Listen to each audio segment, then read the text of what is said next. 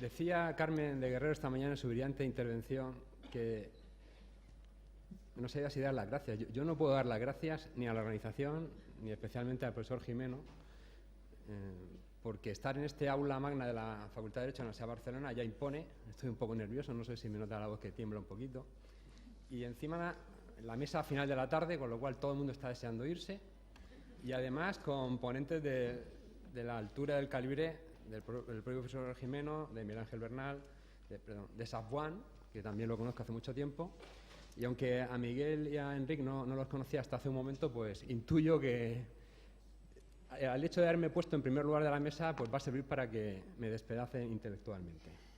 Y a eso vengo, porque yo no soy experto en contratación pública. De hecho, solo lo explico de vez en cuando a mis estudiantes cuando me toca. Sí que soy jurista, voy a hablar de derecho, pero me voy a intentar introducir en el proceloso mundo de la tecnología, de manera que lo voy a hacer con total prudencia y cautela.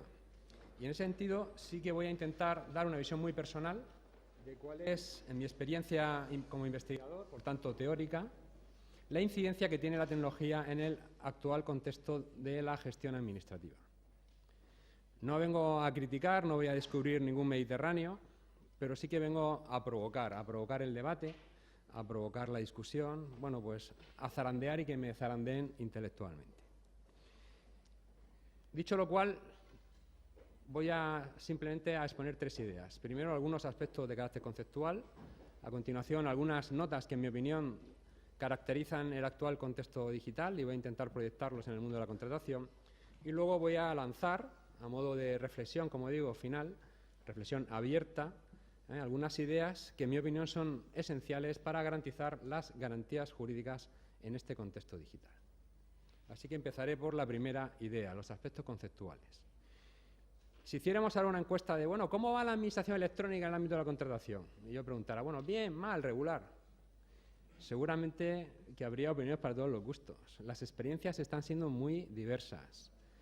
Los problemas, los desafíos también son distintos según la administración en la que se encuentre. Pero a mí sí me gustaría utilizar una pequeña metáfora, ¿no?, de cómo está la administración electrónica en el mundo de la contratación. Y pensando cuál sería la más adecuada, pues me he dado cuenta, el otro día estuve en Madrid y ir desde Murcia a Madrid en tren es una odisea, para quien no lo sepa. Es una odisea porque la vía solo está electrificada desde Albacete a Madrid, en cambio la parte de Albacete-Murcia no lo está. En fin, tengo un compañero que habla del tren del oeste, ¿no?, el tren del oeste. Aunque tampoco venir de Murcia a Barcelona sea mucho más sencillo, 7 horitas en el Talgo, en fin. Pues a mí me recordaba la situación de la administración electrónica en el ámbito de la contratación, la situación de estos tramos ferroviarios. ¿Funciona? Sí. ¿Se puede ir? Sí. Pero a costa de hacer una pequeña aventura, ¿no?, que no sabes, normalmente termina bien, pero no siempre termina bien, hay problemas, dificultades, hay averías, en fin. Pero es que voy a ir más allá. Yo creo que hablar de administración electrónica hoy día es estar ya muy desfasado. Y más aún si intentamos extrapolar las leyes generales de la administración electrónica, Ley 39, Ley 40, al ámbito de la contratación, donde, por ejemplo, sin andar mucho, el ámbito subjetivo de aplicación es distinto. Y esto tiene un impacto relevante en la medida en que algunas previsiones de estas leyes, por muy supletorias que sean, es que no se pueden aplicar, porque la propia regulación así lo impide. Luego veremos algún ejemplo.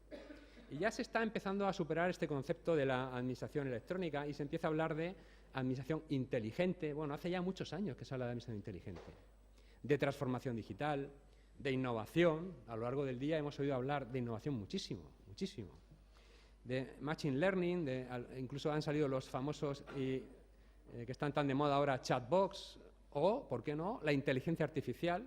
Parece que todas estas expresiones funcionan a modo de bálsamo de Firabras, ¿no?, que están llamadas a resolver todos los problemas.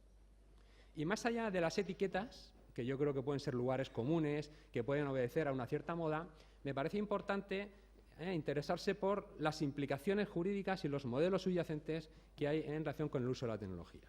En concreto, por lo que se refiere al tratamiento de la información y, en segundo lugar, a la reingeniería de procesos, porque no podemos seguir haciendo lo mismo sustancialmente con un mero cambio de soporte.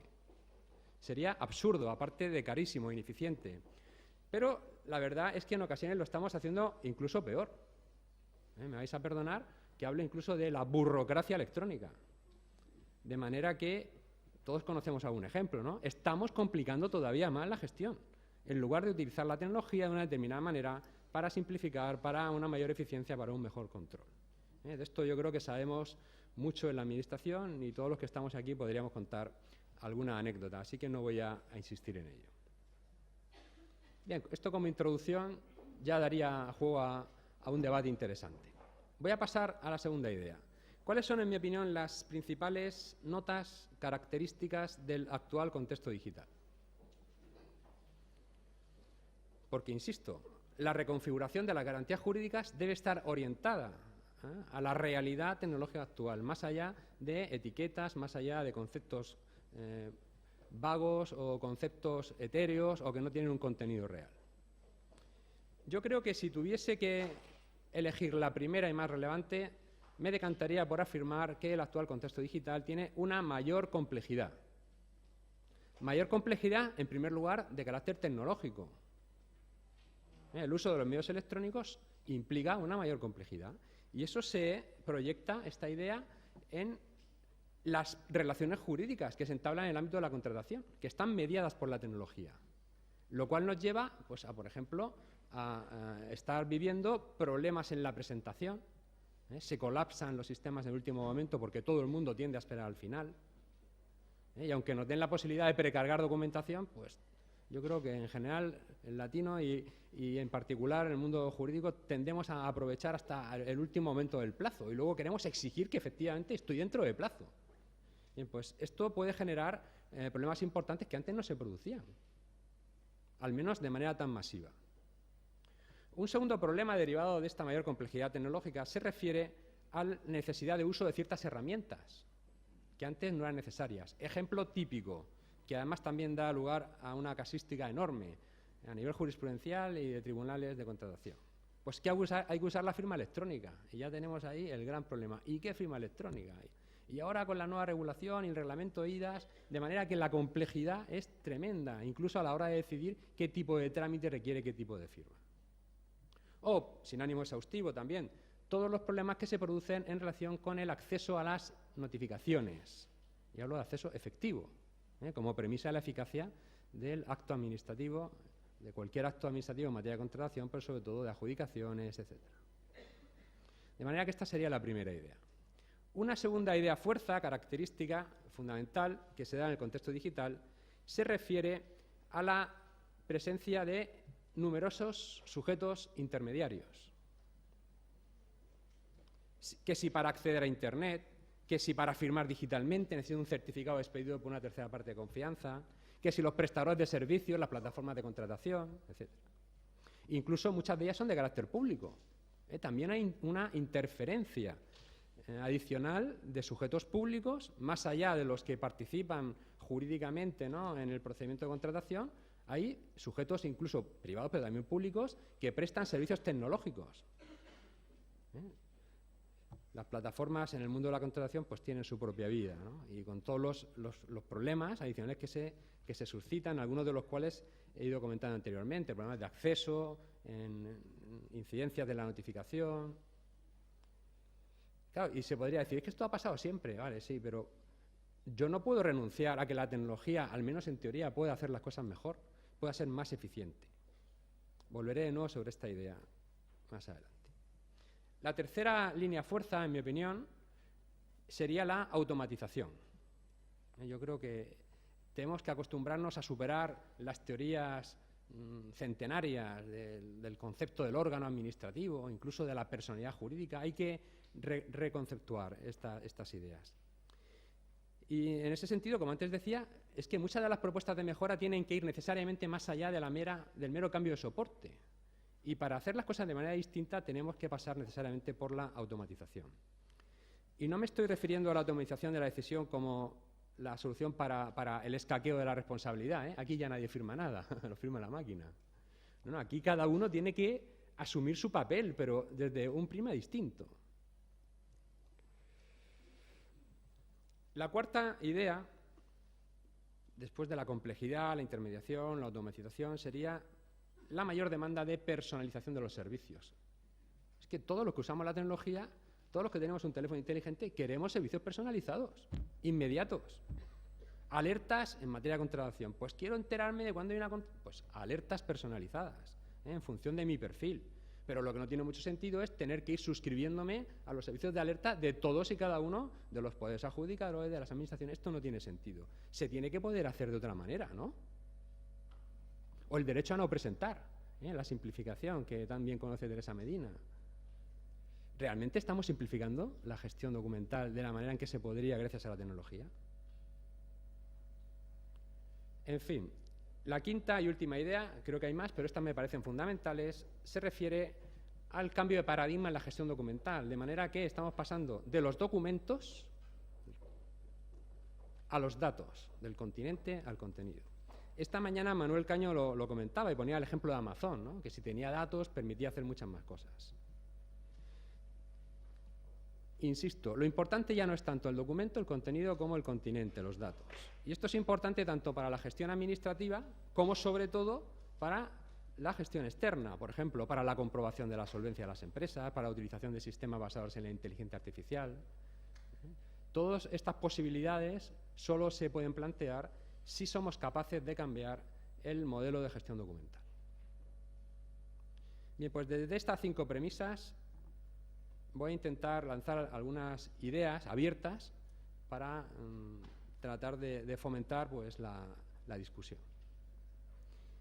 La primera sería, como respuesta a la complejidad tecnológica, en mi opinión, hay que reforzar la eficacia del derecho mediante el efectivo, y esto lo pondría en mayúsculas si hubiese puesto presentación, el efectivo cumplimiento de las normas técnicas. Cumplir realmente las normas técnicas. Ejemplo, Esquema Nacional de Seguridad. No voy a poner a nadie en la tesitura de a ver, que levante la mano alguien que trabaje en una institución que cumple el ENS. La primera que no lo cumple es la mía. Bueno.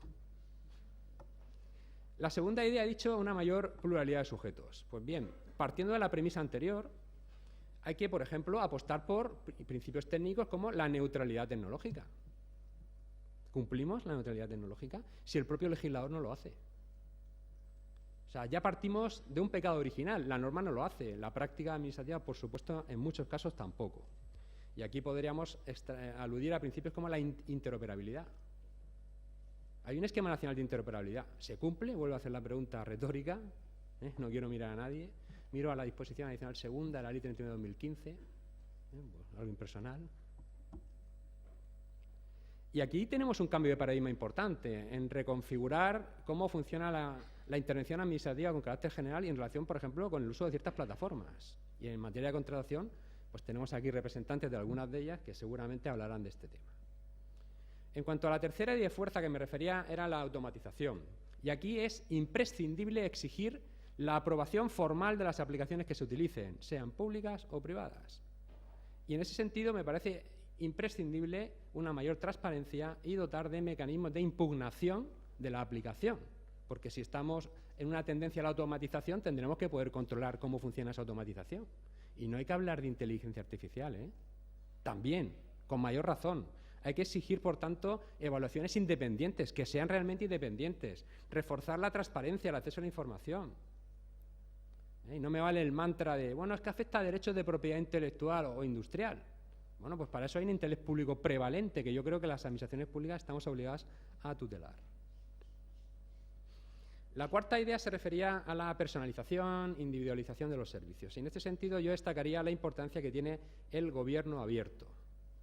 Y especialmente algunos principios sobre los que voy a tratar de referirme muy brevemente. Por ejemplo, hay que ampliar el ámbito objetivo de la transparencia. No me sirve la regulación actual ni de la ley de 2013, ni siquiera de la ley de contratos del sector público, que supone un importante avance, sobre todo, y por ejemplo, en relación con la innovación tecnológica, en la medida, artículo 63, que establece la obligatoriedad de los datos abiertos. Y yo me pregunto, el profesor Acevedo, mi querido compañero, se ha ido ya. ¿Esto tiene efectos invalidantes si se incumple? Yo creo que sí. Y de hecho, en un trabajo que aparecerá en breve, así lo mantengo. No se trata de transparencia basada en PDFs, no. Es algo mucho más potente, mucho más transformador incluso. esto va a otra cosa. Estamos hablando de ontologías propias en el ámbito de la contratación pública. El profesor Bernal podría hablar también mucho de esto. Julián. Y voy terminando.